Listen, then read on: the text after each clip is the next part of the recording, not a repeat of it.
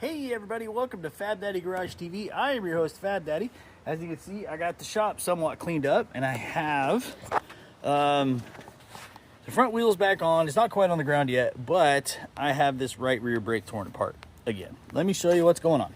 So when I was putting it back together yesterday, day before, whenever it was, the drum, had a hard time getting the drum to fit over the shoes here. And then I couldn't like really adjust it. And I couldn't figure out why it was tight. And I was getting ready to put gear oil back in the rear end. I thought, no, I got to tear that apart, figure out what's going on, make sure nothing's wrong. Well, the problem is this, so this adjuster fits in here. This little area right here used to be a square. So let me see if I can show you. See how that side's kind of a perfect square. This side was a perfect square, but it was too small for this adjuster to fit in here, or this end of the adjuster to fit in.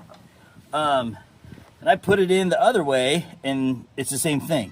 So I don't know what's going on, but the adjuster, this part of the adjuster was hitting against this. So I took my handy dandy little Dremel tool here, I got in there, and I walled out the hole just enough to where this adjuster now sits up in there all the way like it's supposed to.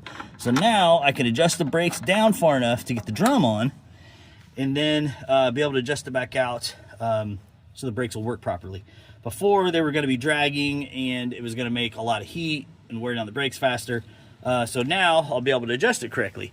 And also, my wife came out this morning, and we went ahead and got everything bled out, so the brakes are ready to go.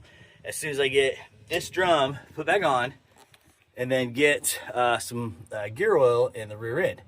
Now, if you look under here, I don't know who put this gas tank here, but it made it kind of interesting to get that apart. Got the cover off, got everything cleaned out, got the cover back on and sealed up. As you can see, there's a garden hose into the fill hole. I'll show you why. So anybody that's done any kind of work on a rear end and dealt with gear oil knows it's not much fun to get gear oil into the rear end. Well, there was already a hole in the bed right there.